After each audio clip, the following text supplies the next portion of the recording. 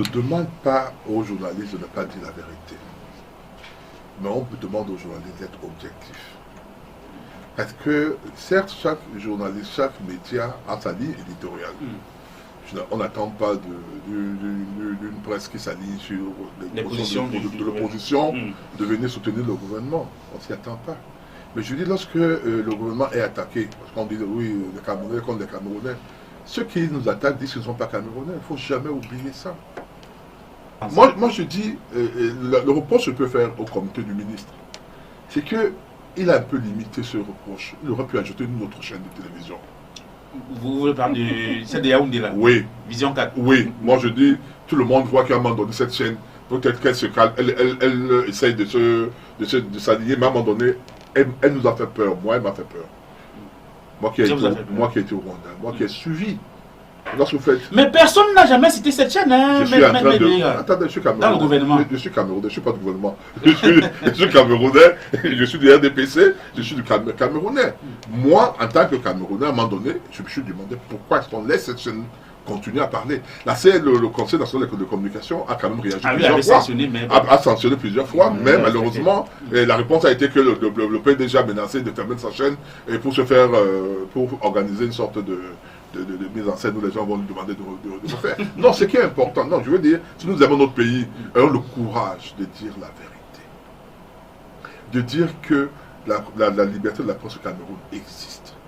Ce qu'on peut reprocher au Cameroun aujourd'hui, et M. Nzangala dit si bien, c'est la liberté de manifestation. Qui parfois, pour moi, m'amuse. L'interdiction de certains sous-préfets, par exemple, m'amuse. Lorsqu'on interdit par exemple, à une organisation, je donne un exemple comme le REDAC, un exemple que je donne comme ça, d'aller faire une conférence de presse dans un hôtel. Et que ce soir, sur toutes les plateaux de télévision, ils sont présents. Ils sont présents et relaient leur message. Vous ne croyez pas que ça dessert le Cameroun? Si, moi je crois que ça dessert le Cameroun. On laisserait à cette ONG faire sa conférence de presse comme tout à l'heure on est en train de la faire. Elle sera relayée par 3, 4, 5 chaînes en une minute maximum au niveau de journal parlé, etc. Et c'est fini, c'est oublié. On passe à autre chose. Mais lorsque vous interdisez de le faire, c'est les Reporters sans frontières qui vont noter qu'on a interdit une conférence de presse aujourd'hui. C'est Women Rights Watch va dire liberté de presse, etc. C'est pas ce que vous comprenez. Et de la même manière, lorsqu'une chaîne vient dire, par exemple, dans des propos qui sont de nature à créer la guerre, ou bien à créer des haines entre les tribus, on doit pouvoir avoir le courage de dire c'est pas normal. Nous avons que le Cameroun en héritage, on n'a rien d'autre.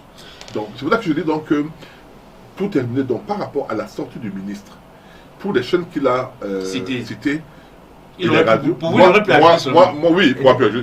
Je ne dis pas... raison de citer celle qu'il a citée là. Je ne veux pas dire chaîne par chaîne, ou radio par autre. Mais nous surtout disons.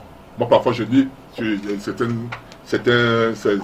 titres ou bien certains journaux, parfois je suis certaines de ces chaînes de télévision, je m'interroge parfois. Je me demande qu'est-ce qu'ils veulent vraiment faire. Qu'est-ce qu'ils veulent vraiment faire? Je donne des exemples, je blaguais d'ailleurs avec, comme je suis vraiment invité dans le début d'elle, je disais, attendez là, vous là. J'étais sur un plateau avec eux, je disais, je suis le seul ici, même le journaliste est contre moi. Il riait, et je disais... C'est ce que le représentant du RDP se disait encore hier. Oui, mais moi j'étais sincère, je lui disais ça sincèrement. Parce que vous avez l'impression que lorsque vous êtes sur le plateau, que vous êtes de RDPC, on tape sur vous. C'est-à-dire que même des trucs objectifs, non seulement vous avez des adversaires qui sont des partis politiques, mais les journalistes eux-mêmes, toutes les questions qu'ils vous posent, c'est pour... Ils ont justifié en disant que oui, lorsqu'on est au pouvoir, on subit des attaques comme hier.